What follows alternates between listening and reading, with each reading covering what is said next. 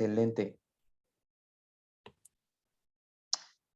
Bien, pues muy buenas tardes a todos. Es un gusto saludarlos de nuevo. Me llamo Moisés de los Santos, del Comité de Educación en Línea de la Federación Latinoamericana de Simulación Clínica y Seguridad del Paciente, y es para mí un honor darles la bienvenida a este inicio de actividades formalmente de esta comisión, con nuestro primer ciclo de conversatorios.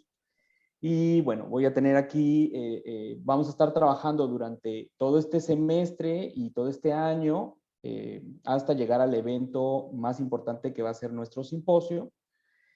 Todos los jueves de cada mes nos vamos a ver por aquí para poder discutir un tema que tenga que ver con simulación clínica, con evaluación, con diseño de escenarios, de briefing, que han sido los intereses que nos han reportado con mayor frecuencia en una encuesta que pudimos hacer a través de nuestras redes y de nuestro trabajo en la comisión de difusión. El tema de los conversatorios van a ser 2 ciclos siempre sobre un tema particular, empezando con este que es el tema de evaluación. Luego vamos a tener otros 2 conversatorios que van a versar sobre el tema de diseño de escenarios. Y eso nos va a dar pie para poder llegar a nuestro simposio. La idea es tener caracterizar bien los conceptos relacionados a la evaluación, en este caso, o al diseño de escenarios, o al debriefing, relacionados a la simulación, que nos permita despertar el interés para luego llegar a otro tipo de ofertas formales, como los cursos que pretendemos darles en nuestro simposio. Ya ahí con un aval, con una certificación y evidentemente también con una entrega de evidencias de aprendizaje. Entonces, vamos a estar trabajando mucho tiempo durante este semestre, el resto del año, y espero que todo lo que estemos preparando para ustedes sea de su agrado, sea útil, y bueno, estamos abiertos a recibir siempre sus comentarios a través de nuestras redes, de nuestra página y de nuestros correos personales en cada uno de los casos. Y bueno, para empezar, quiero presentarles a las personalidades que están con nosotros en este primer evento para poder platicar juntos en este conversatorio. Y en primera instancia, quiero presentar al doctor Andrés Díaz Guío, que es el presidente de nuestra federación, FLASIC. Muchas gracias, Andrés, por estar con nosotros. Y nuestros panelistas, nuestros ponentes de hoy, el doctor Hernán Barreda, que es miembro de la Asociación Peruana de Simulación, es profesor en la Universidad de San Agustín en Arequipa y fundador del Centro de Simulación en esa misma escuela desde el 2018, un entusiasta de la simulación en el Perú, que aceptó compartir con nosotros un momento. Gracias, doctor, por estar con nosotros. Y bien, hay personalidades que no necesitan presentación, y una de esas es nuestra otra ponente, la doctora Sara Morales López. ¿Quién no conoce a Sara en Latinoamérica en el tema de la simulación? Todo mundo. Y ya saben que es profesora en la Universidad Nacional Autónoma de México, en la Facultad de Medicina, ya desde hace más de 50 años, amiga, ya en la pandemia, ya te tocó la medalla de 50 años de ser profesora de la facultad. Y lo digo con orgullo porque además pocas personas como tú tienen esa habilidad para seguir y seguir y seguir a pesar del tiempo. Coordinó además el centro de simulación en esa misma facultad y fundó la RENASIM, la Red Nacional de Educadores en Simulación en México, que ha sido uno de los proyectos más importantes de simulación en nuestro país. Muchas gracias, Sara, por estar aquí con nosotros también. Bien, Andrés, si fueras tan amable de darnos un mensajito. Hola a todos, saludos desde Colombia y gracias por estar aquí acompañándonos en este inicio de actividades académicas ya de manera formal. Digo, hemos ido avanzando en algunas cuestiones a través de las redes sociales, haciendo entrevistas, etcétera, pero como teníamos esto planteado de que era un sitio de encuentro, un lugar de encuentro a través de la virtualidad, que eran las actividades en línea, hoy es el primer evento. Y pienso que iniciamos con pie derecho, con 2 personas expertas, una que conozco y quiero mucho, Sarita, qué bueno verte de nuevo, y a mi vecino Hernán, que estamos aquí cerquita en 2 países. El tema que van a trabajar hoy en forma de conversatorio, que nos acerca, ¿no? Y así que los invito a que luego hagan preguntas, que podamos interactuar con nuestros panelistas, porque claro, hay que aprender de las experiencias, de las evidencias, pero a veces tenemos dudas, ¿no? Dudas muy puntuales que es necesario aclarar y bueno, tener expertos acá para que nos ayuden, pues está genial. Así que nada, bienvenidos de nuevo y bueno, tienen la palabra. Gracias, Andrés, por tu mensaje. Bien, pues les comento, la dinámica, como bien dijo nuestro presidente, se trata de un conversatorio. En este sentido, hemos preparado una serie de preguntas, todos los miembros de la comisión, a los que les agradezco mucho su trabajo, sin que a todas las que están en la comisión, porque son puras mujeres, les agradezco mucho su trabajo que ha llegado a este proyecto. Y vamos a hacer una serie de preguntas que ya la comisión ha preparado, 5 preguntas para acercarnos un poquitito al tema. Nuestros expertos van a platicarnos sobre sus opiniones, evidencias y recomendaciones con respecto a esas 5 preguntas. Y después de eso vamos a recuperar las preguntas que puedan hacer a través de la opción de preguntas y respuestas que está en el Zoom, o también a través del chat. Yo voy a ir rescatando a partir de del chat o de las opciones de preguntas y respuestas, las preguntas para nuestros ponentes. Y al finalizar el periodo de las preguntas básicas que hemos elegido en la comisión, pues estaremos discutiendo las preguntas de ustedes. Solo podremos hacerlo a través del chat o de la herramienta de preguntas y respuestas por el formato en el que tenemos nuestra plática. Pero pues trataremos de poder avanzar todo lo que esté ahí en el chat, y lo que quede pendiente, pues bueno, ya veremos si comprometemos a nuestros profesores a que nos ayuden por mail o por otras vías a poder dejar en clara la idea. ¿Ok? Bien, pues dicho esto, vamos a comenzar ya con nuestra materia. Vamos a empezar. El tema de hoy es el tema de educación basada en simulación, el módulo de evaluación del aprendizaje. Y en este sentido, la primera de las preguntas que tengo para nuestros 2 invitados, a los cuales agradezco mucho su presencia, es: ¿cuál es el propósito de la evaluación en los escenarios de simulación, ¿no? ¿Es solo formativo? ¿Es solo sumativo? ¿Hay características, hay diferencias que pudieran darnos con respecto a estos temas? Y le daría la palabra primero a la doctora Sara para que platique con nosotros. Gracias. Yo quisiera decirles que realmente como la evaluación debe entenderse es como un proceso, ¿sí?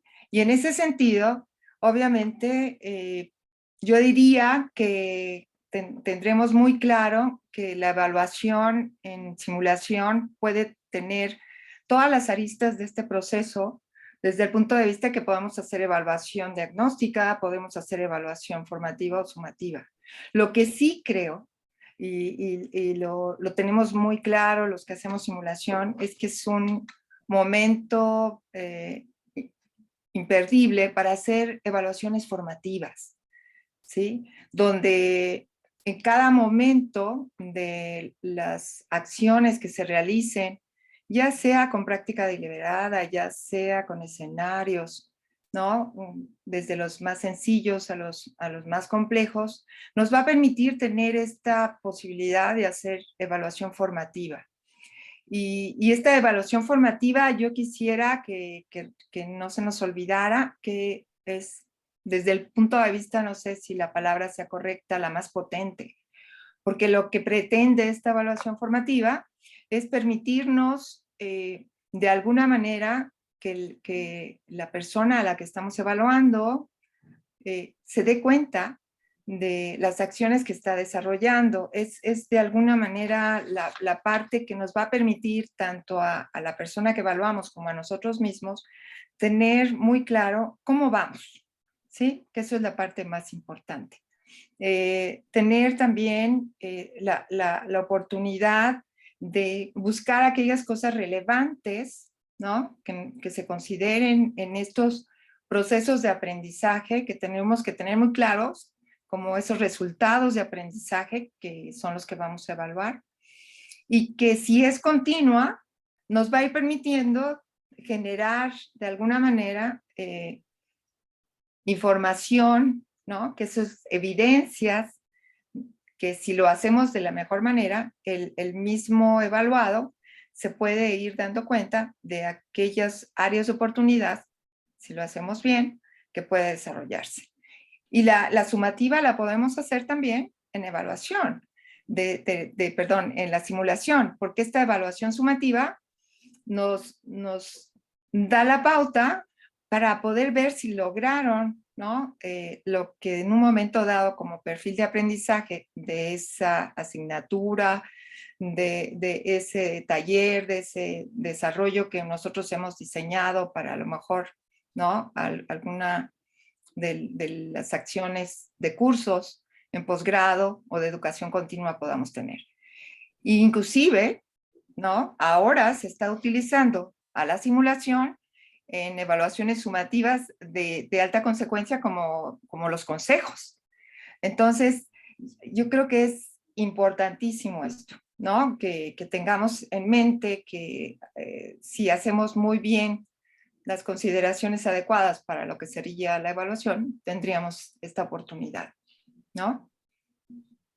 Gracias, Sara. Doctor Hernán. Bien, buenas tardes a todos. Es un placer estar con ustedes y agradecer permanentemente al FACIC para que demos estas reuniones. Como muy bien dijo Andrés, es muy importante que todos los de simulación nos unamos.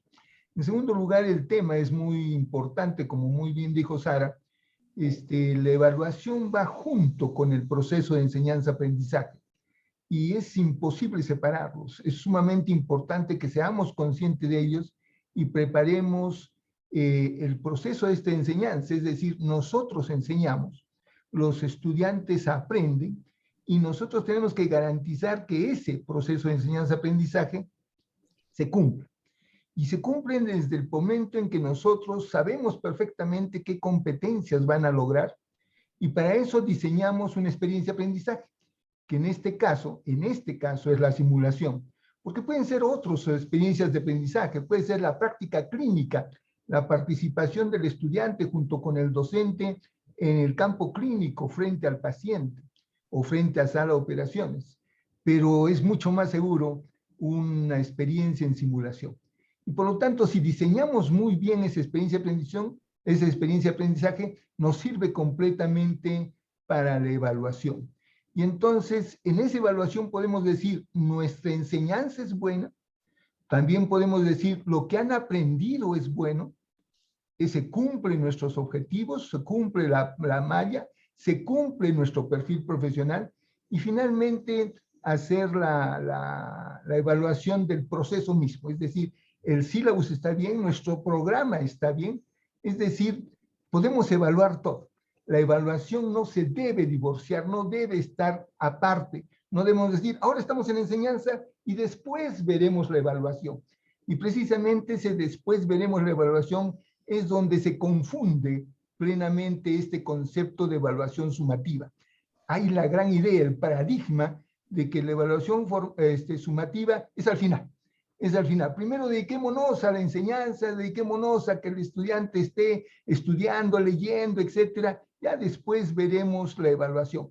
No, es sumamente importante esto del concepto de la evaluación formativa. Segundo a segundo, minuto a minuto, tenemos que evaluar. Y entonces ese cambio de paradigma es sumamente importante, aprovechando esta nueva metodología de la simulación. Entonces, la simulación tiene que ir de la mano con la evaluación. Pero no solo la simulación, como hemos dicho hace un rato, sino todo el proceso de enseñanza-aprendizaje. Cualquier experiencia de aprendizaje que nosotros planteemos, que pensemos que es la mejor para nuestro estudiante, debemos evaluarlo. Y esa evaluación es permanente, es decir, lo que estamos haciendo ahorita, este momento, esta charla, está logrando la competencia, está logrando que llegue a todos, todos estamos comprendiendo este proceso, y si hacemos en cada clase, en cada experiencia, una evaluación mínima, podemos ir avanzando y corrigiendo. Es decir, ah, caramba, debo cambiar nuestro léxico porque los estudiantes no lo están entendiendo. O debemos ampliar más esto porque los estudiantes nosotros creímos que lo habían logrado en el curso anterior, en el año anterior, en la cátedra anterior, pero nos damos cuenta que no lo han logrado. Así que tenemos la obligación de repasarlo. Tenemos la obligación de que nuestros estudiantes o todos ellos estén en la línea, que estén iguales. Y como dice en cualquier religión o en cualquier momento, el que está más atrás, el eslabón más débil, ese es el más importante. Por lo tanto, evaluarnos permanentemente, evaluar al docente, evaluar la cátedra, evaluar a los estudiantes, y para eso tenemos momentos importantes que me gustaría resaltar. Una cosa importante es la autoevaluación. Si nosotros le damos nuestros criterios, le damos las herramientas al estudiante, el estudiante puede decir, ah, caramba, me van a evaluar en este aspecto. Y si me van a evaluar en este aspecto, yo debo lograrlo. Y si debo lograrlo, entonces esto que estoy viviendo o esto que estoy estudiando o lo que estoy leyendo, ¿realmente me va a hacer llegar a esa competencia? ¿Realmente lo estoy haciendo? Y entonces o pido ayuda a mi docente si mi docente se comporta bien y me da facilidades, o lo busco en la bibliografía o lo busco en el e-learning. Ahora con esta situación de la pandemia, con esta situación de la virtualidad, tenemos el acceso en la mano, tenemos los celulares, tenemos las tablets, tenemos todo como para acceder a información y confirmar si realmente lo estamos logrando. Y si estamos en equipo, que esa es la parte importante de la simulación del trabajo en equipo, o interdisciplinario, multidisciplinario, decir, ah, caramba, tú ayúdame a evaluarle, yo te evalúo a tú y tú me evalúas a mí. Cosa que al llegar al momento de la heteroevaluación, vamos a estar tranquilos y vamos a aprovechar esta experiencia de evaluación en la simulación. Gracias, Moisés. Moisés, No, podría mencionar, tomando lo que nos acaba de decir nuestro compañero Hernán, que hay algo que también pasa en simulación con respecto a la evaluación. El hecho de que tengamos estas cualidades de decir que tenemos un espacio seguro para actuar, que tenemos un contenedor seguro, que no vamos a emitir juicios, ¿no? Estos contratos en los cuales nosotros nos desenvolvemos y desarrollamos nuestras actividades, hacen un cambio muy sustancial en la mentalidad de los alumnos con respecto a la evaluación, ¿sí? Y estoy hablando de alumnos desde los chiquitos de primer año hasta los residentes, e inclusive me ha tocado ver a compañeros que ya son expertos en su área. ¿Cómo se transforma esta capacidad de ver la evaluación no como algo punitivo, sino como algo indispensable, donde, como dice muy bien Hernán, la autoevaluación se va generando y se va generando de tal manera que no necesitan en un momento dado que nosotros por esta indagación busquemos, ¿no?, algunas pautas, sino que ellos mismos se abren. Y yo creo que eso es algo que debemos de potencializar y tomar en cuenta. También la capacidad que se abre cuando estamos en una discusión donde la confidencialidad está determinada en el desarrollo de la actividad, permite que las personas sean más abiertas, ¿no? Y puedan tener, como bien dice Hernán, esta evaluación de pares, ¿no? Que inclusive nos permite ver aspectos de cómo la personalidad se puede ir modificando. Entonces, yo creo que tenemos en las manos, en la simulación, elementos que puedan inclusive cambiar a los otros aspectos de los desempeños que puedan generarse en otras asignaturas. Al menos eso se ha contemplado con nosotros, ¿no?, en el transcurso de las actividades que hacemos. Y entre más claro, como bien lo dice Hernán, tengamos cuáles son lo que queremos alcanzar, ¿no?, con cada escenario, con cada actividad, nos va a permitir evaluar, ¿no? Y yo siempre lo he dicho, no solamente a los alumnos que nosotros estamos teniendo en estas actividades, sino a todo el proceso, porque tenemos también esa característica, y qué bueno que vamos a ver después cómo se desarrollan mejor los escenarios, cómo desarrollar bien los instrumentos, porque eso nos va a permitir tener como una completa visión panorámica del proceso. Y entonces, al involucrarnos en el proceso de evaluación, podemos ir teniendo estas pautas, ¿no? Y hacer, pues yo diría, un sinnúmero de actividades de evaluación que, como bien dice Hernán, tiene que ser continuas, ¿no? Como debe ser un proceso de evaluación, y tener otras características que después podemos hablar de ellas. Excelente, Sara. Sí, sí, yo creo que uno de los grandes elementos de este primer punto es que nos quede muy claro que hablamos de procesos y que hablamos de procesos que son integrales y que son continuos. Y eso es un elemento que es fundamental para la evaluación en simulación. Bien, dejando un poco al lado toda la otra parte, ¿no? La evaluación de la experiencia, la evaluación del impacto, centrándonos en el desempeño del estudiante o del evaluado en simulación. Desde su experiencia, ¿qué tipo de aprendizajes o qué características tienen los aprendizajes que son posibles evaluar a través de simulación clínica? Y ahora le daría la palabra primero al doctor Hernán para poder comenzar. Bien, hay una frase importante que solo se evalúa lo que se enseña.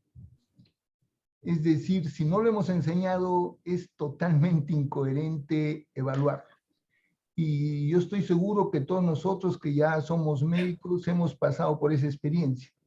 Y la mayoría de los docentes siempre ha supuesto que nosotros lo sabemos, siempre ha supuesto que a esta altura o a este año de educación ya deberíamos saber tal o cual cosa. O debimos fijarnos cuando pasábamos la visita médica que debe hacerse tal o cual cosa. Pero no, ya no es así. La evaluación tiene que ser específicamente a lo que se ha enseñado. Y eso nos obliga a que precisamente los docentes nos dediquemos a enseñar lo que vamos a evaluar. Y eso implica que tenemos que enseñar conocimientos, tenemos que enseñar habilidades y destrezas, tenemos que enseñar estas famosas competencias blandas o habilidades blandas, es decir, el comportamiento, el cómo tratamos a nuestro paciente, cómo es que lo saludamos al ingresar, cómo es que nos despedimos, o cómo es que nos lavamos las manos sin que el paciente se sienta ofendido en estos 5 momentos tradicionales de lavado de manos por la OMS. Es decir, el paciente, yo estoy seguro que muchos de nosotros hemos sido pacientes, y ahí está mi yesito, es que, ¿cómo es que lo recibimos nosotros? A veces, incluso con el sector médico, tú ya eres médico, tú debes saber lo que está sucediendo. No, en este caso yo soy paciente y no sé nada de lo que está pasando. Y entonces, si se lavan las manos, mire, un simple hecho de lavarse las manos después que me tocó, yo digo, ah, caramba, estoy sucio, o estoy apestando, o estoy mal, y por eso el médico se lava las manos después que me ha tocado. ¿Cómo puede ser posible eso? ¿Cómo puede ser posible que antes de tocarme se lave las manos? ¿Qué cosa tengo? ¿O qué cosa tiene el médico? Si no explicamos permanentemente todo nuestro actuar, no podemos hacerlo. Y eso no se enseña precisamente con el paciente, se enseña con la simulación. Y precisamente la simulación nos va a enseñar grandemente a enseñar habilidades blandas, nos va a enseñar a trabajar en equipo, nos va a enseñar a lograr un consentimiento informado, repetirlo permanentemente, a dar las malas noticias. Y entonces, si no nos enfocamos en estos desempeños y en estas actitudes, pues no lo vamos a hacer. Me gustaría compartir 2 o 3 láminas, si me permites, Moisés. Claro, claro, claro, con mucho gusto. Tiene ya la... Sí.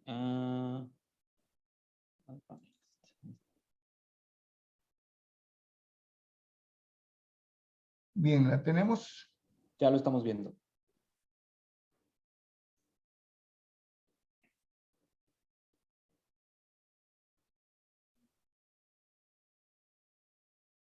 Ya está.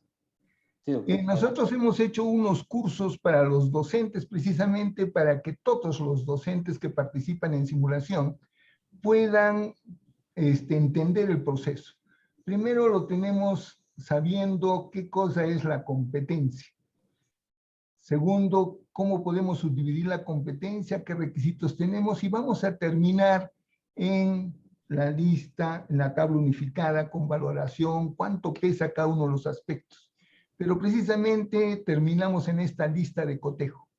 Y en esta lista de cotejo los estudiantes la conocen y los profesores la conocen, y entonces van a poner énfasis en que si los vamos a evaluar en estos aspectos, los estudiantes van a poner énfasis en saber estos aspectos y nosotros vamos a estar contentos que sí se logró cada uno de estos aspectos.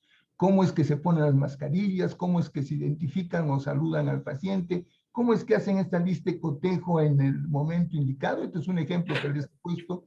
Y finalmente, cómo se despide o da un apoyo emocional hasta que lleguen los primeros auxilios. Entonces, esto quería enseñarles que sí se enseña y sí se sabe exactamente qué es lo que estamos tratando. Gracias, Moisés. Gracias, doctor. Adelante, Sara. Vuelvo a algo que me parece que nos permite, ¿no? Nos permite la simulación. Al tener estos escenarios que son casi a la realidad, ¿no? Nos va a permitir de alguna manera ver el desempeño del estudiante. Y en el desempeño del estudiante está cómo es capaz de utilizar los conocimientos, estas habilidades del pensamiento para tomar decisiones, para poder tener la posibilidad también de realizar algunos procedimientos, de comunicarse. Y es algo que la simulación permite en este entorno. Entonces, nosotros tenemos la potencial funcionalidad del aprendizaje en todos los aspectos, porque puedo ver cómo aplica eso que él sabe haciéndolo y además de la manera más adecuada o más cercana. Entonces, imagínense la riqueza que podemos tener en la simulación.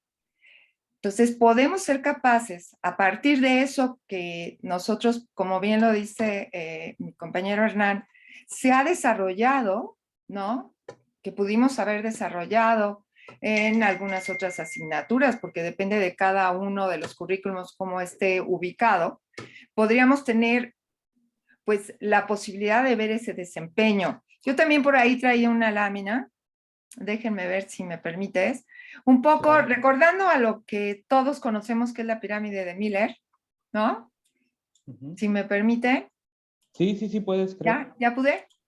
Sí, ahí te estamos viendo. Ya pude.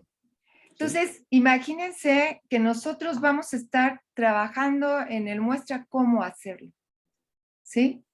Obviamente, yo ya tuve que haberle hecho algunas experiencias previas, ¿no? De cómo trabajar con ellos para aplicar sus conocimientos. Y esto que nos decía Hernán en un momento muy claro, como docente, y aquí depende mucho de cómo trabajemos con los docentes, podemos tener docentes que tengan muy claro qué es la simulación, cómo trabajar en la simulación, qué aspectos tenemos que medir, qué tenemos que hacer, o docentes que nos apoyen, ¿no? Dándonos la alternativa de estar trabajando con sus estudiantes. Pero nosotros tendríamos la obligación de reconocer esta parte del muestra cómo, por lo menos del muestra cómo, para poder tener estos aprendizajes muy claros.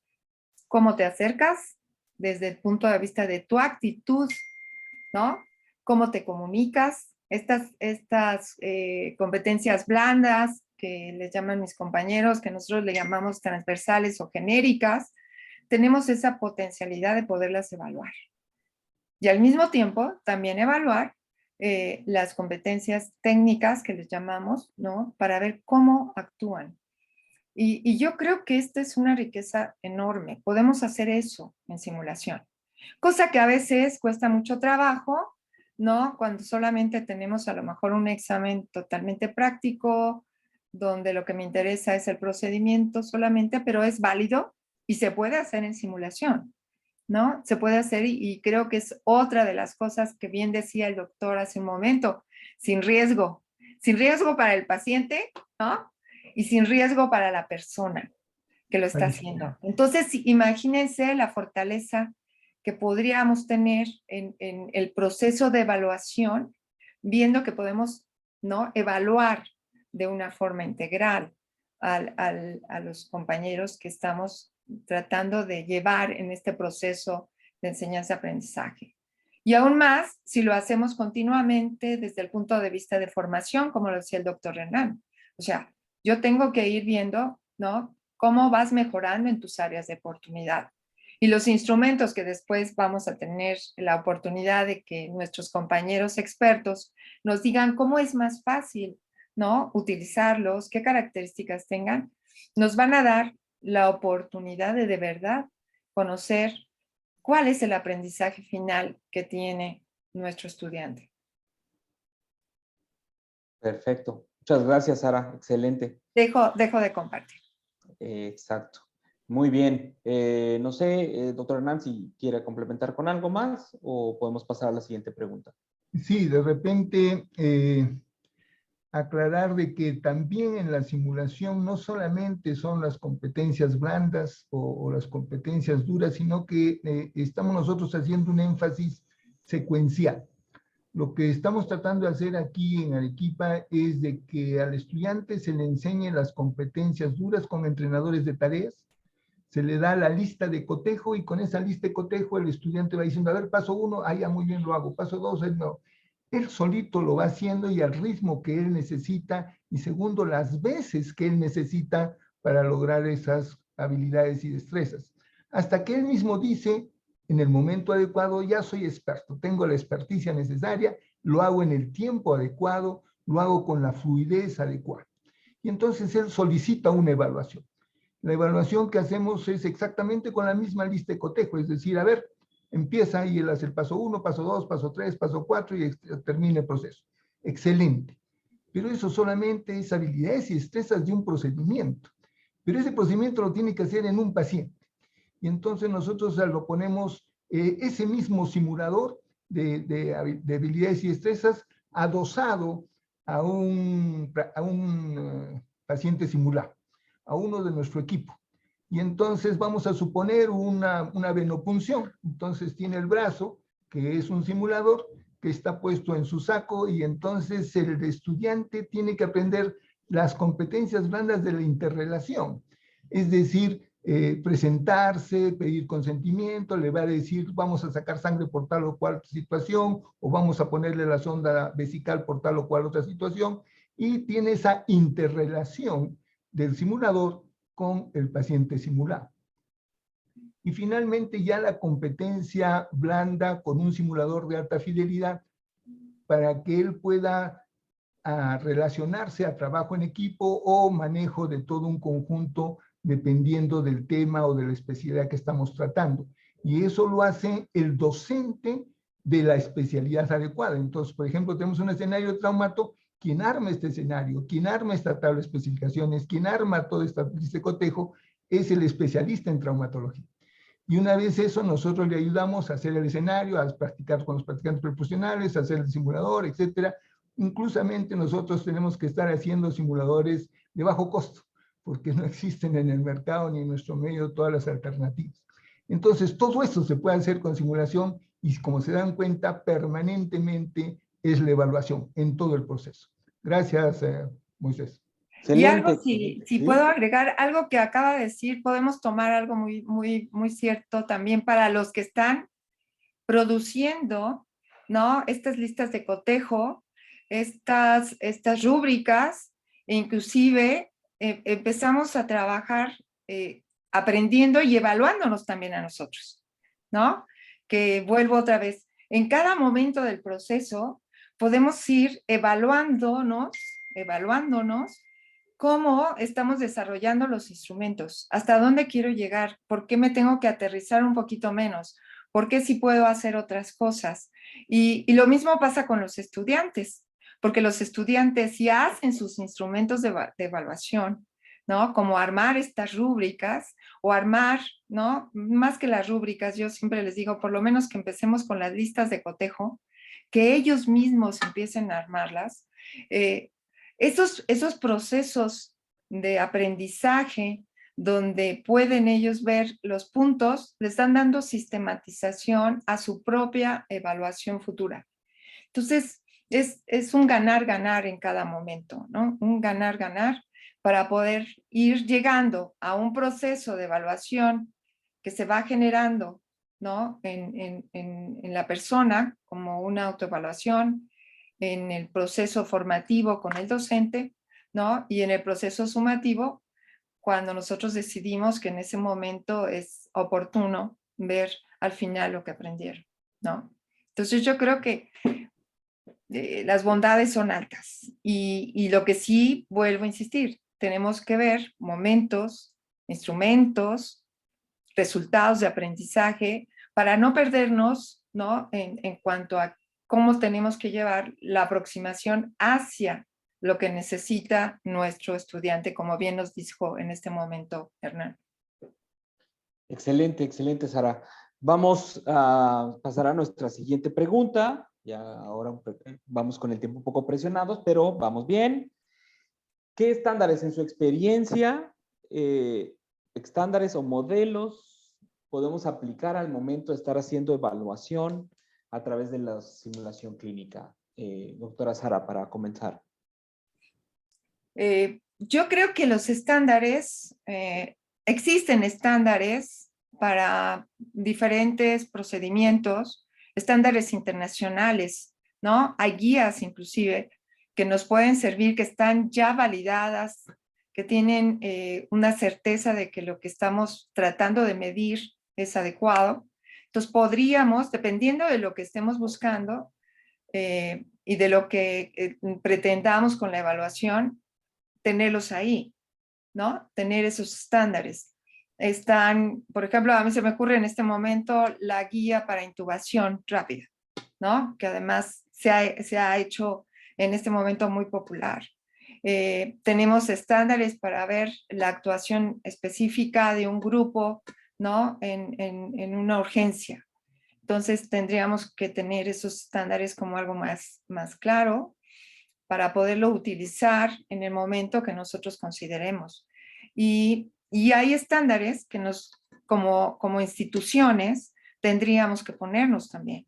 O sea, el hecho de poder definir para nuestra institución, para nuestra asignatura, en el sentido de perdernos en tanto que a veces andamos buscando cuál sería lo mejor, pues a lo mejor estructurarlo con compañeros que sean los responsables, así como acaba de decir Hernán, mis compañeros de traumatología, si lo que quiero es saber cuál sería el mejor estándar. Ustedes lo conocen, ustedes son los expertos, aquí está mi perfil, vamos a lograrlo y vamos a tratar de validar estos estándares.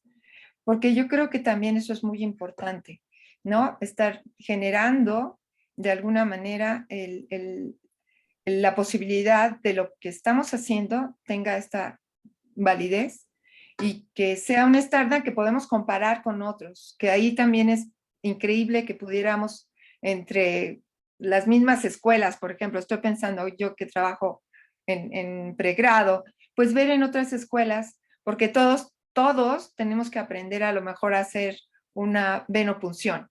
¿Cuáles serían, ¿no? Las pautas, los estándares, hasta dónde tendríamos que lograr? ¿Cuál sería? Dependiendo también de mi perfil. Acuérdense que tenemos, ¿no?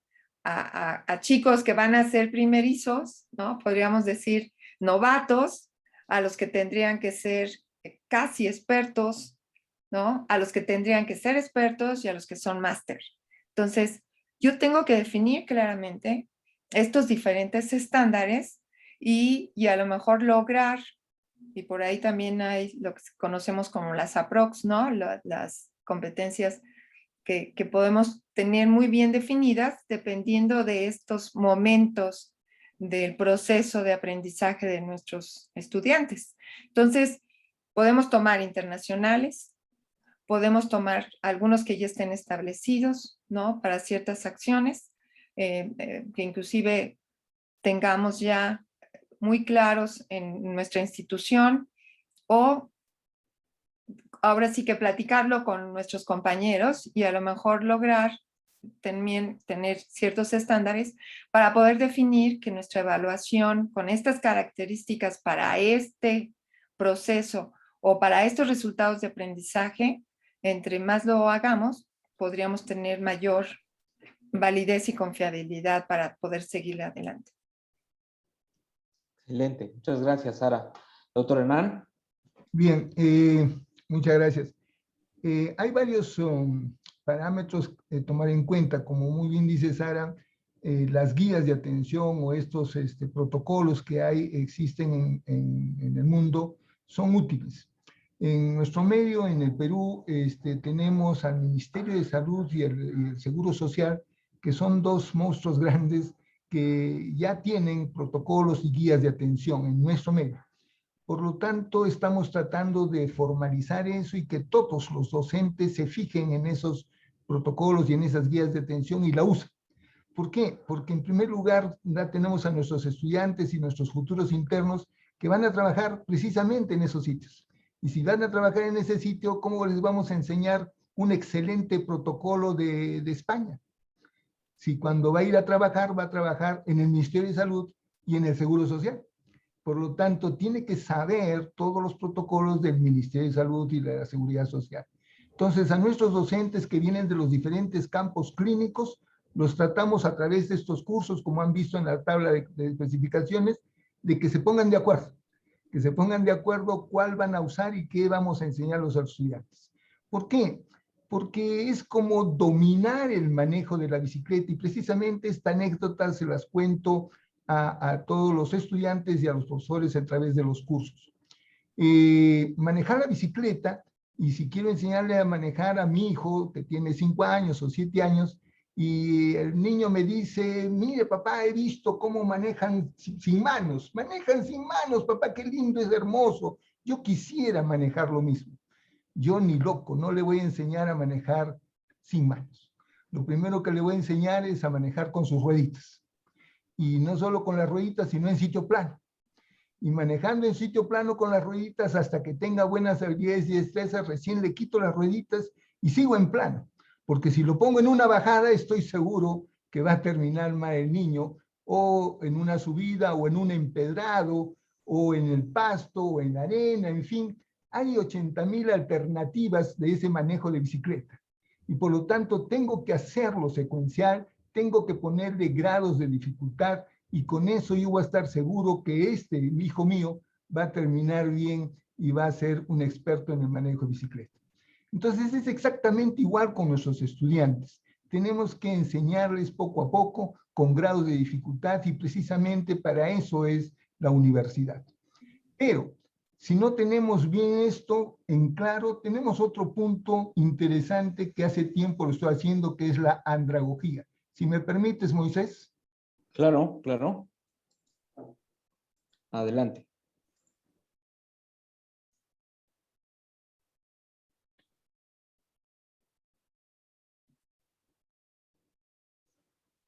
¿Está? Ahí yo lo veo, ¿sí? Bien. Ahí está mejor. Entonces, tenemos grandes pasos. Primero tenemos que entender que este proceso de enseñanza-aprendizaje no solamente es dominio del docente, sino también del estudiante. Y la pedagogía, que va hacia su etimología de pediatría, implica que gran parte del estudiante pues no conoce nada. Tenemos un niño de 5 o 7 años que precisamente decimos que lo mejor que hay que enseñarle es aprender a escribir, que lo mejor que hay que enseñarle es aprender a sumar, porque no puede hacer una división, primero tiene que aprender a sumar. Pues en ese momento sí funciona muy bien la pedagogía, pero en la universidad tenemos que entender qué es la andragogía y que las personas tienen intereses, y esos intereses nos van a decir, yo quiero aprender tal o cual cosa, y eso es mucho más en el residentado. El estudiante quiere ser cirujano, así como yo. Y siendo cirujano, yo le debo enseñar la cirugía. Entonces, aquí estamos más o menos de igual a igual, es decir, los estudiantes saben tanto igual que yo y me pueden discutir. Ya no puedo estar en el plano de que yo soy el profesor, yo soy el que sé más y por lo tanto tú tienes que aprender tal o cual cosa. Y algún momento llegaremos a la pedagogía en la cual el estudiante puede decir qué hacer y qué no hacer, y ahí está la autoformación. Y entonces tenemos que ver ese punto más aún en este otro aspecto. Tenemos instituciones como el CINEACE en el Perú, que es el Sistema Nacional de Educación, de Evaluación de la Educación, en los cuales nos dan las normas de competencia y están en todos los aspectos, y aquí tenemos el de médico cirujano. Y el de médico cirujano ahí dice qué es lo que debe saber el médico. Y obviamente lo han sacado de normas internacionales, porque tampoco el médico del Perú es totalmente diferente a cualquier otro médico. Y entonces en cada una de las especialidades o profesiones o acciones de nuestros técnicos superiores, entonces todo esto están tratando de estandarizarlo y decir qué es las competencias que debe tener, y precisamente esas son las normas que debemos usar. Muchas gracias. No, doctor, sin problema. Excelente. A ver, voy a dar aquí. Ahí estamos, o sea, para que nos veamos todos. Bien, vamos a abordar nuestra cuarta pregunta. Nuestra cuarta pregunta es, hemos tenido claro que se pueden evaluar muchas cosas, sobre todo en el tema del aprendizaje, ya nos mostraron algunos estándares y algunos modelos, pero ¿qué hay de si este proceso de evaluación es válido, es confiable, está aceptado por parte de la comunidad? Hablo de estudiantes, de profesores, de autoridades. ¿Cuál es su experiencia con respecto a esto, doctor Hernán? Bien, nosotros sabemos de que existe una ciencia que se llama la dosimología, que precisamente estudia todos estos aspectos. Y tenemos que ver también que si los instrumentos que estamos usando a través de la evaluación, si son válidos, si son confiables o son aceptados por nuestra comunidad estudiantil y también por nuestros docentes. Entonces, al aplicar la dosimología nos vamos a ver que si los instrumentos son válidos y los vamos a seguir usando, si tienen grado de dificultad o grado de aceptabilidad en poder ver qué estamos haciendo. Pero así como estamos viendo los instrumentos de evaluación, tenemos que ver, como dijimos al principio, todo el proceso de enseñanza-aprendizaje.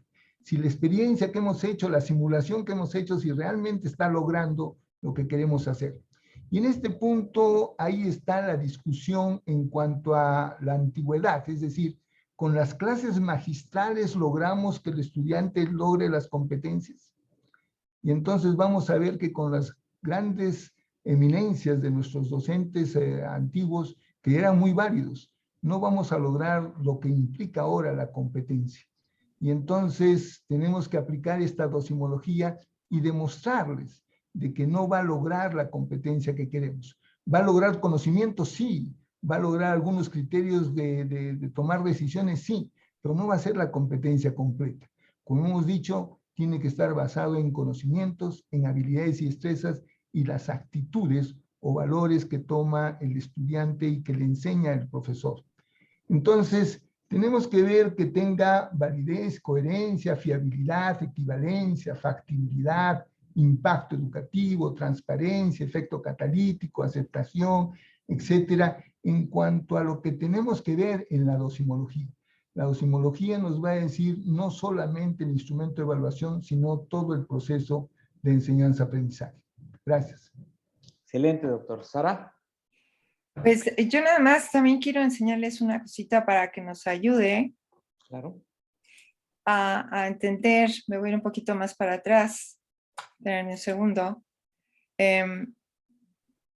Cómo al final, no sé si estoy compartiendo. Ahora no, pero dale Ahora compartir. no, pero le voy a volver a dar. Espérenme. Ok. Ahora sí.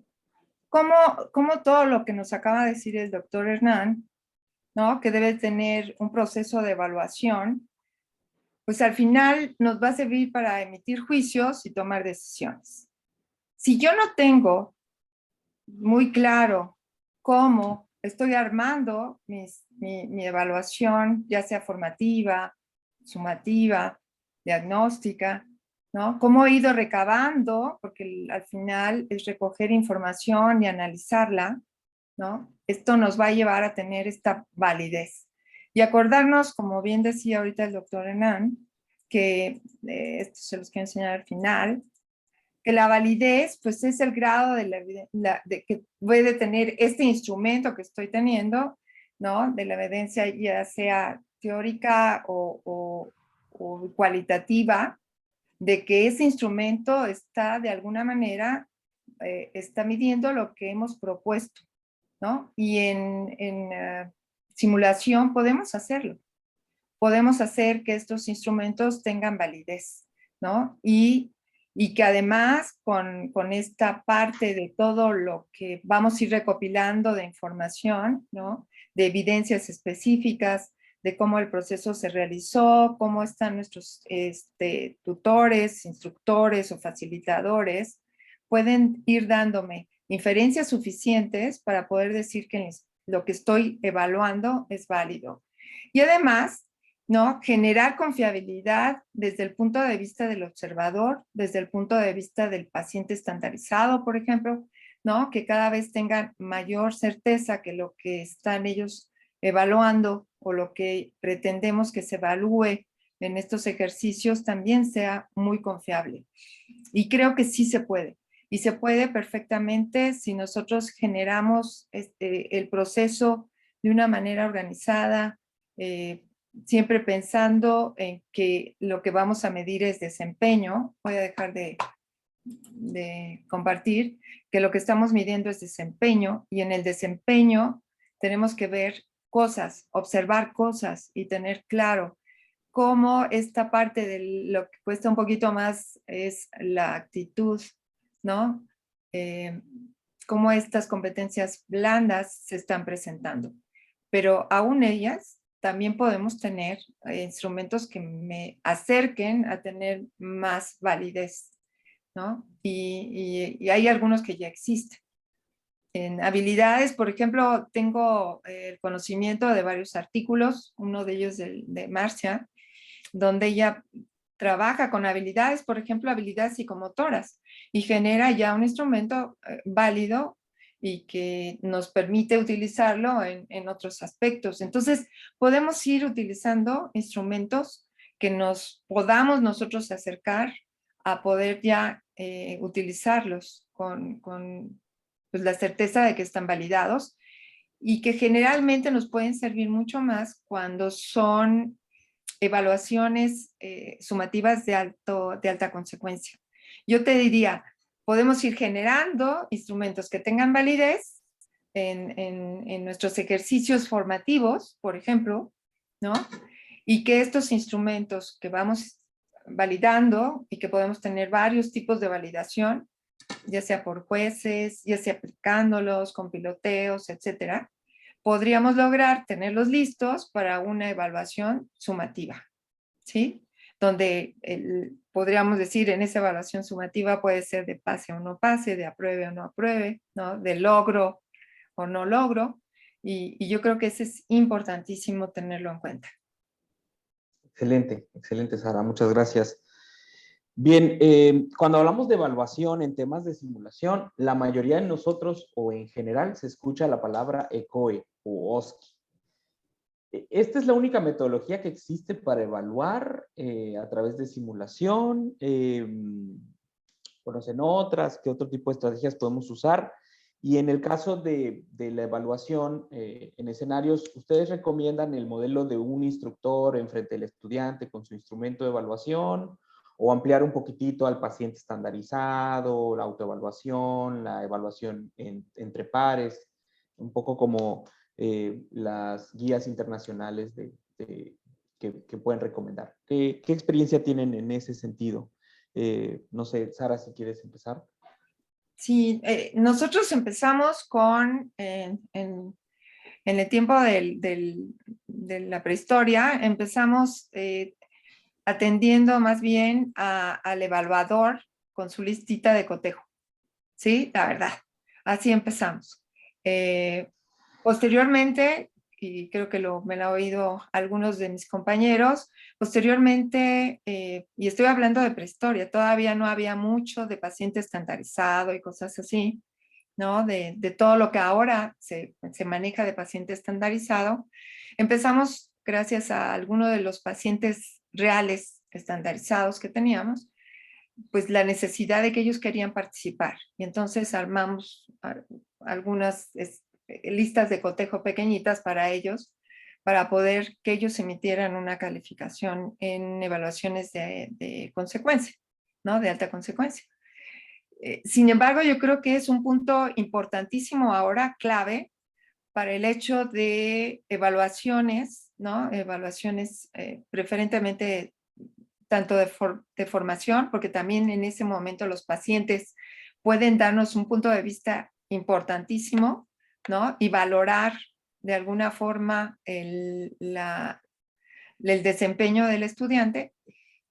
Por ejemplo, en los exámenes finales, ahora él tiene un porcentaje de la calificación de estos exámenes finales en los ejercicios de ciertos escenarios, ¿sí? Y, por ejemplo, en el caso de la posibilidad de tener 2 evaluadores, es importante. Cuando hemos hecho ejercicios de formación, tomamos lo que nos decía el doctor Renard también. El chico que no está haciendo la actividad, él evalúa, ¿no? Junto con el tutor, evalúa a su compañero. Y esto también es muy importante porque tenemos la imagen del estudiante, la imagen del tutor. En el caso de los compañeros que tienen la oportunidad enorme, porque nosotros no la teníamos con todo el tiempo, porque teníamos muchos ejercicios de simulación, entonces a veces no nos daba para la grabación de tener todas las grabaciones, pero tener una grabación, tener un video, nos puede permitir tener la certeza que ahora se ha utilizado mucho, por ejemplo, en los ECOES virtuales. Tenemos la certeza para poder ver la acción que el alumno ha desempeñado, ¿no? Cómo es. Entonces, tener el video es fundamental ahora para poder tener, ¿no? Mucho más claro el panorama de qué estuve yo observando. Y creo que en el caso, por ejemplo, de los escenarios, cuando tenemos la posibilidad de ver un pedacito de la grabación en el debriefing, es como una perlita, yo diría como un diamante, ¿no? Que nos permite evaluar de una manera sin evaluar, sin decir te estoy evaluando, la posibilidad de ciertos momentos. Entonces, yo creo que esa parte es importante y vital. Y dependerá mucho, ¿no? Como ejercicios que me ha tocado, me platicaba la persona responsable del Consejo de Anestesiología algunos años, que en ejercicios tan importantes como la certificación de los anestesiólogos, ellos lo que hacían era grabar, tener por lo menos 2 sinodales y el presidente sinodal. Entonces, ¿qué quería decir? Que yo tenía opiniones que me permitían a mí emitir juicios de valor tan importantes como el hecho de hacer esta certificación de un residente que iba a quedarse ya como anestesiólogo, ¿no? Entonces, yo insisto a veces que hay que pensar muy bien para qué quiero la evaluación, a quién estoy evaluando y qué riesgos corro en sentido de si es una evaluación de bajo impacto, de mediano impacto o de alto impacto. ¿Sí? Claro. Muchas gracias, Sara. Doctor Hernán. Bien, comparto todo lo dicho por Sarita, pero lo más importante es volver a reconocer de que cada escenario nos está evaluando una competencia. Y precisamente el ECOE no es un solo escenario, son 5, 10, 15 escenarios simultáneamente y secuenciales en la que se puede evaluar más competencias. Y precisamente ese evaluar más competencias nos implica que es una evaluación mucho más fidedigna. Porque, por ejemplo, el estudiante solo leyó el capítulo de apendicitis y le tomo la evaluación de la colecistitis. Dios mío, sale jalado y no significa que no sepa. Y si tuvo la suerte que justo estudió apendicitis y le evaluaron apendicitis, pues sale muy bien parado y no sabe nada de colecistitis. Entonces el ECOE nos facilita una evaluación mucho más integral. Eso es lo más importante de distinguir entre el ECOE y la simulación que hacemos frecuentemente. Pero lo que me preocupa a mí es la parte legal o administrativa de todo esto que estamos haciendo. Aquí en el Perú todavía estamos, como en algún momento mencioné, de que la evaluación es a través de evidencias de exámenes teóricos.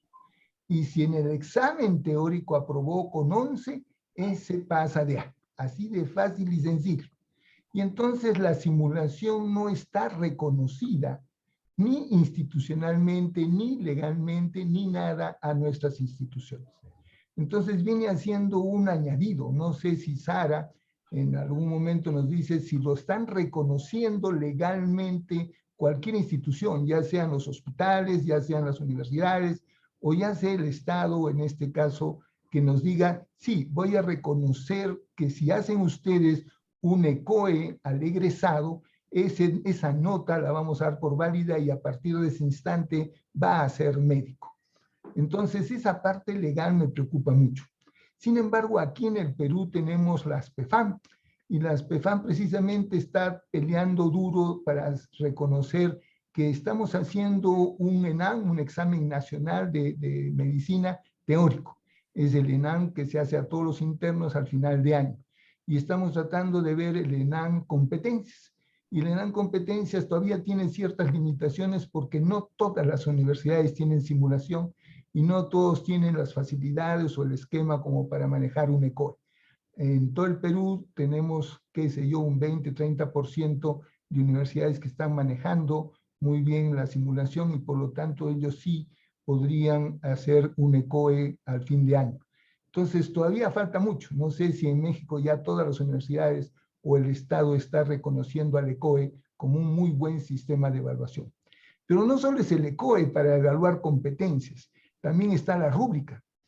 Y la rúbrica es muy buen elemento como para evaluar varios niveles de grados de cumplimiento y si todos los pasos se han cumplido. Entonces, la rúbrica es una muy buena herramienta para evaluar competencias. De hecho, no tiene la calidad de una simulación o de un ECOE, pero es una muy buena herramienta. Y finalmente hay un grupo de profesores a nivel internacional que están poniendo énfasis al portafolio. En mi opinión personal, no significa una evaluación de competencias, que nos ayuda a un desempeño, un desenvolvimiento, a cumplir cada una de las metas, pero el portafolio es un conjunto de evidencias que si tiene todas esas evidencias es como las notas del año. Cumplió primer año, sí, hizo el curso tal, el curso cual, sí, y precisamente esa ficha de notas es un portafolio. Y si va cumpliendo todos los pasos, pues obviamente cumplió con el requisito. Pero eso no significa que evalúe una competencia ni le da la calidad de la competencia, como sí podría ser la rúbrica y mejor aún un ECOE o una simulación. Gracias. Yo quisiera nada más agregar una cosa porque sé que ya vamos fuera de tiempo. Lo importante es evaluar el desempeño. Obviamente yo soy, pues todos me conocen, soy fan, ¿no? Más bien, a mí me pareció que es la forma más adecuada para evaluar un examen por estaciones, un examen ECOE, ¿no? Un NOSCI. Pero creo yo que cada institución tiene su forma de evaluar. Lo que sí diría, tengo que evaluar el desempeño. En los profesionales de la salud tenemos que evaluar el desempeño porque eso es lo que vale. Desafortunadamente por el volumen en nuestro país, por ejemplo, les puedo decir que a veces se presentan a un examen de residencia nacional, pues no les podría mentir, pero hay veces que son más de 30,000 chicos que se presentan para un número reducidísimo de plazas. ¿Qué hay que hacer? Es hacer un examen que tiende a tratar de llegar, ¿no?, a habilidades de pensamiento superiores que nos permita entenderlo. La otra cosa que sí es importante es que cada institución formadora, sea en pregrado o en posgrado, debería de tener su examen instituido, ¿no?, de evaluación de desempeño, estandarizado, ¿sí?, que sea validado y que tenga la confiabilidad suficiente para decir que efectivamente, Palomita, este egresado tiene el perfil que nosotros hemos pretendido. Yo creo que esa es obligación de todos los formadores. Y por ejemplo, aquí yo les podría decir que casi muchas de las escuelas de pregrado, muchas, no voy a decir que todas, pero muchas, ya tienen instituido un examen de desempeño. Algunas más estandarizado, mejor validado, y que de entrada es algo que se reconoce en los niveles de pregrado, y que muchos de los consejos ya están virando a exámenes de desempeño desde el punto de vista de escenarios de simulación.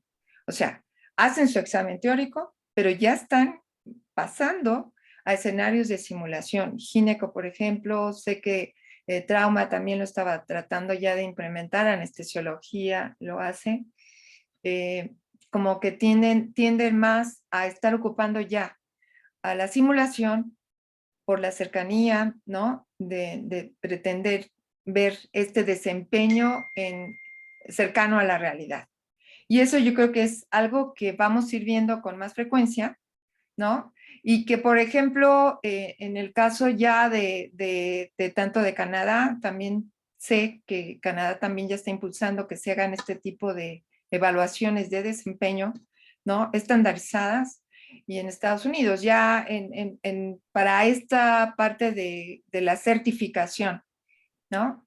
Y en muchos países pues se hace el ECOE, pues de hecho es uno de los elementos que le da como una potencia enorme a este tipo de examen, ¿no?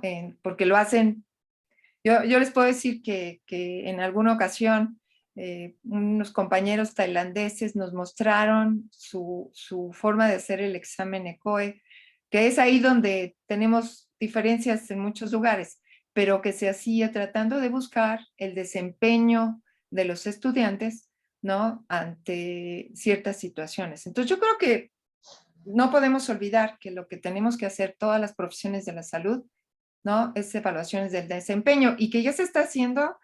Por ejemplo, los licenciados, ahora que tienen que hacer juicios orales, ahora ya tienen inclusive, ¿no?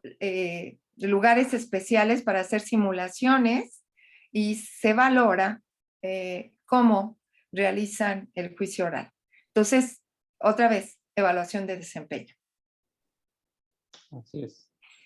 Perfecto, muy bien. Bueno, hemos atendido ya las preguntas que teníamos preparadas para ustedes y bueno, además de muchas felicitaciones por sus comentarios y sus aportaciones, tenemos algunas preguntas que el público nos ha puesto a través del chat y a través de la herramienta de preguntas y respuestas.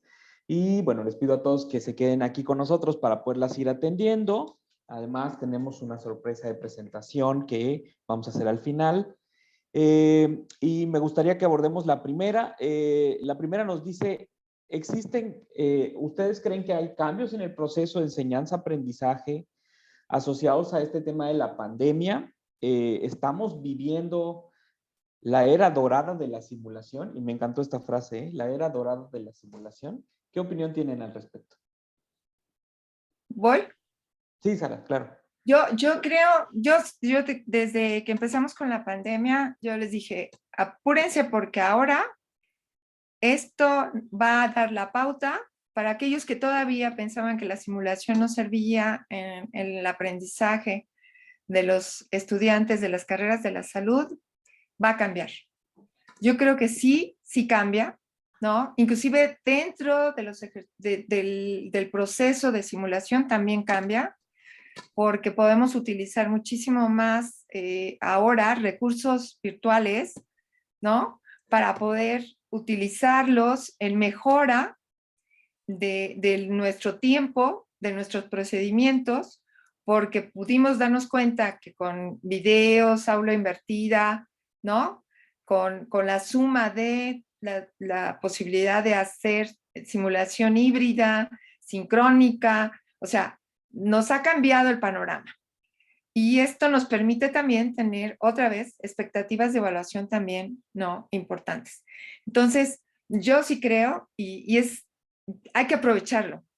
Hay que aprovechar esto para darnos más a conocer, para, así como el doctor que tiene la posibilidad de estar cerca de las autoridades, decir, miren, todo lo que estamos haciendo, necesitamos más, acercarnos a los consejos, o más bien los consejos se van a acercar a nosotros, ¿no? Como expertos en simulación para saber cómo hacer, qué hacer. Entonces yo creo que esto es indispensable, ¿sí? Indispensable pensarlo, que estamos viviendo un momento para poder abrir mucho más el panorama de la simulación, utilizar todas las herramientas que pudimos ver que logramos utilizar, ¿no? No hay un programa de simulación que siga igual como antes de la pandemia.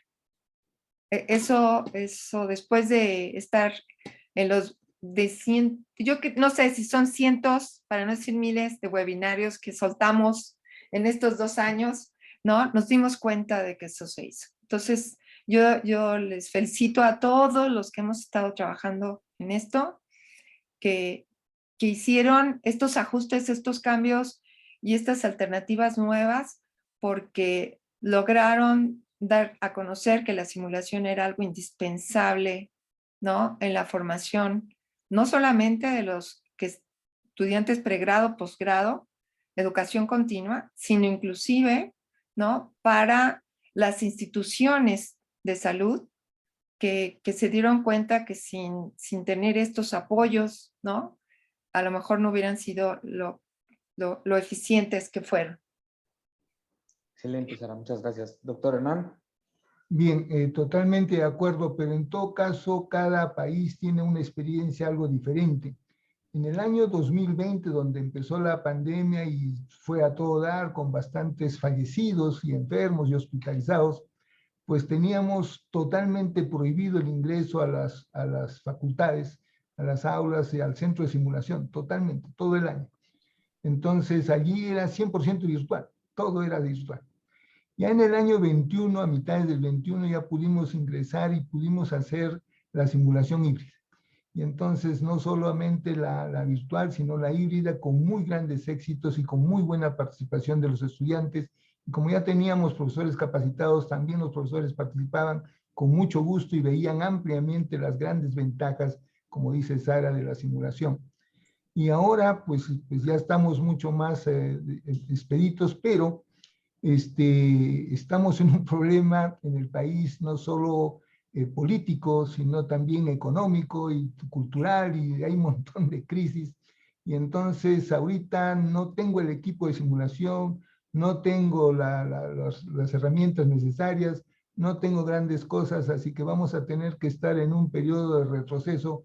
Espero que sea muy corto y podamos reiniciar todos nuestros avances y progresos para que la simulación, como muy bien nos dice Sara, tome su estado correcto y pueda ayudar completamente a que nuestros estudiantes logren las competencias y sean muy buenos profesionales. Gracias. Gracias, doctor. Tenemos por aquí una solicitud, pregunta, es si pudieran, por favor, compartir luego con la audiencia a través de sus correos o también a través de la comisión la tabla unificada que el doctor nos hizo favor de presentar y si hay algún tipo o tienen algún tipo de instrumento estandarizado para la evaluación práctica de habilidades. Si lo tuvieran, la audiencia está muy interesada en que nos puedan compartir eso. Perfecto. Se los hacemos llegar a ustedes, ¿no? Sí, claro, nosotros con De habilidades nada más, ¿verdad? Sí. Sí, de habilidades. Sí, claro que sí. Bien, el otro aspecto que es fundamental es, hablamos mucho de evaluación, hablamos de la diferencia que hay entre conocimientos, habilidades, actitudes y demás, pero ¿qué pasa cuando nos ponen este tema de, al final tenemos que poner una calificación? Es decir, cuando estamos evaluando con simulación, ¿estamos evaluando niveles de desempeño o al final tenemos que siempre llegar a una calificación numérica? ¿Qué opinión tienen sobre eso? Adelante. Puedo decir lo que nosotros hacíamos. Claro. En el caso de un examen final, efectivamente lo hacíamos por estaciones, ¿sí? Y en esas estaciones utilizábamos generalmente por el número de alumnos que teníamos ya instrumentos estandarizados que nos permitían medir en cada una de esas estaciones las conductas que queríamos hacer en función de los resultados. Entonces, de ahí sacábamos la calificación para ese examen. Y además, en cada una de las sesiones, ¿no? Podríamos decir que iba con A, con B o con C. ¿Sí? O sea, dábamos como un punto de vista a partir que eso lo hacía generalmente el instructor junto con el docente. En el caso, por ejemplo, de las formativas, ¿no? De estas evaluaciones formativas de los escenarios, ¿no? Generalmente el alumno al final tiene la posibilidad de emitir una autoevaluación de cómo se sintió, qué calificación se podría dar, porque desafortunadamente teníamos que sumar para que acreditar la asignatura, ¿no? Entonces, sí podemos transformar algunos de los puntos teniendo una lista de cotejo o una lista de apreciación, que a mí me gusta pasar de lista de apreciación después a una rúbrica, ¿no? Y lo ideal es tener las mejores rúbricas que podamos hacer, porque al darle al alumno la rúbrica, él solito se va a ir autoevaluando, ¿no? ¿Cómo voy? ¿Cómo me voy acercando a lo que me están pidiendo que me va a permitir ser el mejor estudiante porque logré los puntos máximos? Entonces, yo les diría que si pueden desde un principio partir de una lista de cotejo que haga el chico de algunos procedimientos y después ir agregando algunos comportamientos como la comunicación, ¿no? Como el trabajo en equipo para que ellos vean si lo hicieron o no lo hicieron. O sea, que vayan a ir agregando y después transformarlo en una lista de apreciación y terminar con ellos haciendo una rúbrica que a lo mejor al principio no va a ser la de 10, la de doble estrella, va a permitir que ustedes puedan tener un instrumento que sea acorde a resultados de aprendizaje que están pretendiendo, ¿no? Con esa temática, con esa práctica, con ese escenario de simulación que están definiendo, ¿sí? Entonces, yo creo que sí podemos perfectamente pasar de yo siento que el muchacho va muy bien, o yo siento que estoy muy bien, a tener una calificación, que al final es lo que pretende, ¿no? Tener un valor para poder externarlo en su calificación. Hay ejemplos en algunos lugares que le ponen uno acreditado o no acreditado, ¿sí? Entonces, dependerá de cada una de las instituciones cómo se acercan a esto, pero al final tenemos que emitir un juicio. Y ese juicio lo tenemos que tener con evidencias claras y por eso es importante ir definiendo los instrumentos que nos permitan ver si podemos, ya sea acercarnos a un pase, no pase, o pase con A, pase con B, pase con C, ¿no? Y dar ese valor. Así es. Como hemos dicho desde el principio, toda simulación está acompañada de una evaluación. No pueden ir separadas, necesariamente van juntas. Y como hemos dicho también, toda evaluación no solamente es el registro de lo sucedido, sino también una decisión, un criterio de valor y una decisión. Ese criterio de valor es, obviamente, está bien, mal, regular, excelente, etcétera.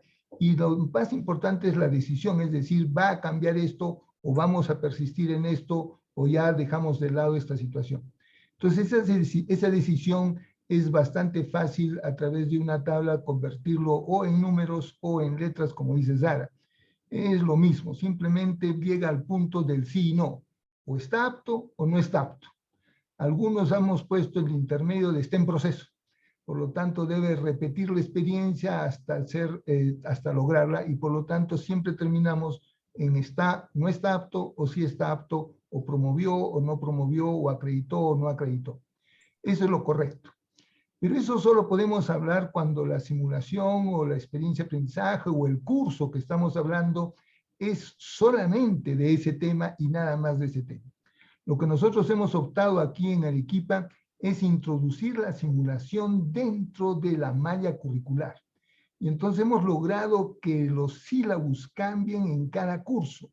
Y se han introducido 2 escenarios de simulación por cada curso, uno a la mitad y otro al final, donde los estudiantes demuestran, obviamente, que es totalmente diferente dependiendo del curso. Y la experiencia también, la calificación también. Y esa calificación lo dan los profesores, es decir, estos criterios tienen más peso y estos otros criterios tienen menos peso dependiendo de la competencia a lograr. Pero como está inserto dentro de la malla curricular, se va a diluir nuestra nota y por eso no la tomamos mucho en cuenta y somos enfáticos en que los estudiantes y los profesores no tomen en cuenta la nota. Sí tomen en cuenta nuestra apreciación, es decir, mira, te falta esto, te falta el otro, o debes mejorar en tal aspecto, en tal otro aspecto. Pero la nota está totalmente diluida en la asistencia, en la presentación, en el examen 1, examen 2, examen 3, la práctica 1, la práctica 2, la práctica 3, la práctica de la mañana, la práctica de la tarde, en fin, tal cantidad de notas que está totalmente diluida la nota de la simulación. Entonces, no le damos actualmente mucha importancia, vamos a seguir avanzando en ese aspecto, pero si el curso es, por ejemplo, el curso se llama RCP o el curso se llama Primeros Auxilios, pues obviamente la simulación es lo más importante y el ECO es lo más importante, porque ese curso es exclusivo para esas experiencias de aprendizaje. Entonces tenemos los 2 aspectos, uno dentro de la malla curricular y otro como un curso aparte con simulación. Perfecto, muchas gracias. Bien, pues ahí tenemos las preguntas ya que nos han hecho por parte del público y bueno, quiero agradecerles enormemente su participación. Yo quería ponerles nada más una cosita, ¿Sí? si me permites. Claro, sí. Nada más para terminar, porque a mí me llamó mucho la atención, ¿no? En una charla de educación, de evaluación de uno de nuestros pues, autores y educadores más importantes, ¿no? Esta frase que dice aquí, los alumnos perdieron el placer de aprender, los maestros el placer de enseñar. Hoy ambos trabajan por lo que va a ser considerado en la calificación. Y yo dije, wow. Y esto es de una frase de un autor de Oxford, de la Universidad de Oxford, de 1840. Entonces, cuando yo vi esto, no nos había puesto la persona que es el doctor Díaz Barriga, no nos había puesto de dónde lo había sacado. Yo, es lo que está pasando, ¿no? Y resulta que cuando uno está y la tomé porque quiero decirles que cuando uno está trabajando con los chicos y lo hacemos muy bien en simulación, resulta que los profesores estamos imbuidos en poder trabajar con ellos en el proceso de enseñanza-aprendizaje. Los chicos están de verdad contentos, están con un gusto por estar en los escenarios de simulación, ¿no? Y no van a estar pensando, o la gran mayoría, ¿no? Porque no dudo que alguno de los compañeros de por ahí piense que lo más importante es la calificación, porque tenemos que cambiar ese switch. Tenemos que lograr que ellos pidan. Yo siempre he dicho, el día que los alumnos vengan y digan, queremos un ECOE cada 3 meses por lo menos para saber cómo voy, ¿no?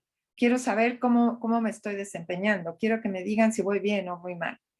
Y eso está pasando, o pasaba, ¿no? Antes de la pandemia con mucha frecuencia en el centro de simulación, porque salían contentos, salían satisfechos y querían a veces, ¿no? Así como le pasa al doctor que dice que van varias veces a su centro de simulación o iban varias veces a su centro. Así, esa es la parte que tenemos que lograr, que los alumnos pidan, que los evaluemos, que ellos sientan que están haciendo las cosas bien por gusto y que no los profesores vayamos, ¿no? Sin gusto a enseñar.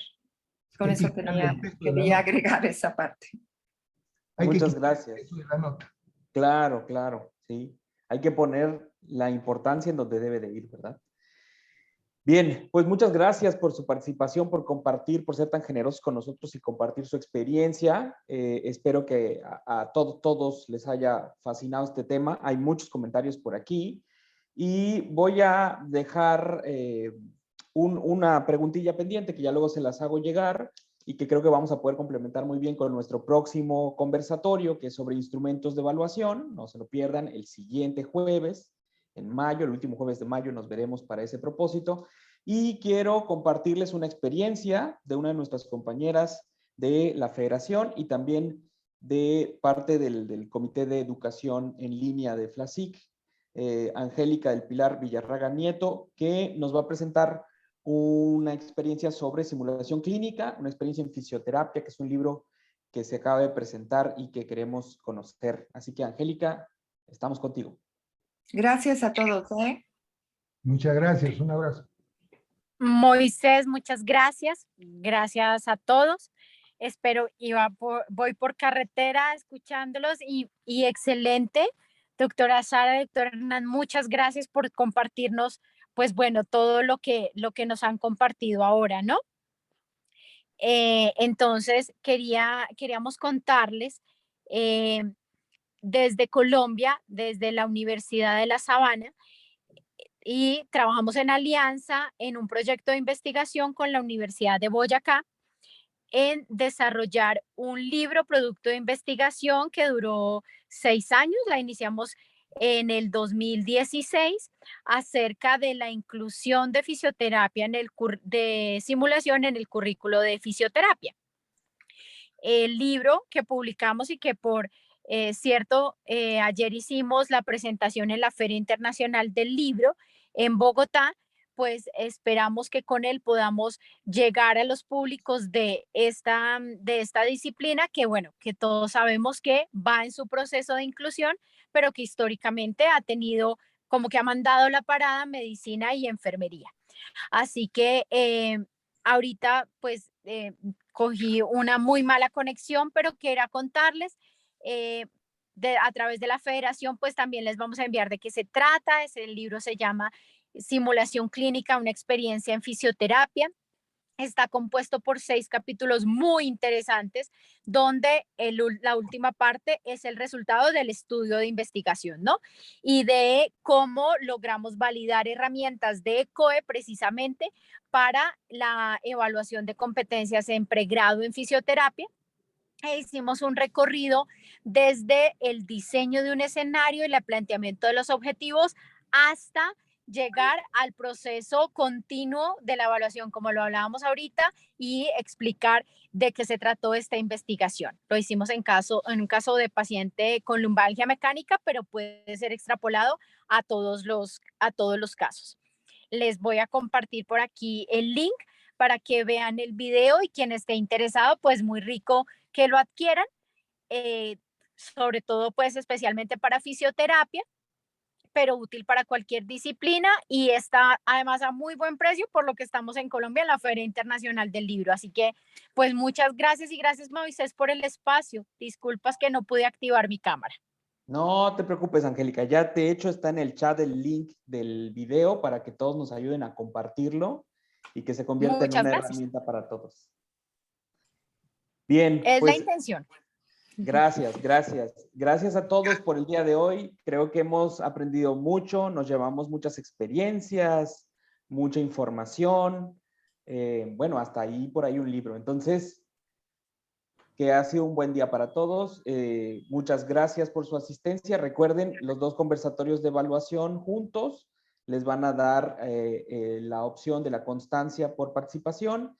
Y bueno, agradecemos enormemente al doctor Hernán Barreda, a la doctora Sara Morales por compartir su experiencia con nosotros en este día. Muchas, muchas gracias por, como siempre, ser parte de esta comunidad que comparte todo.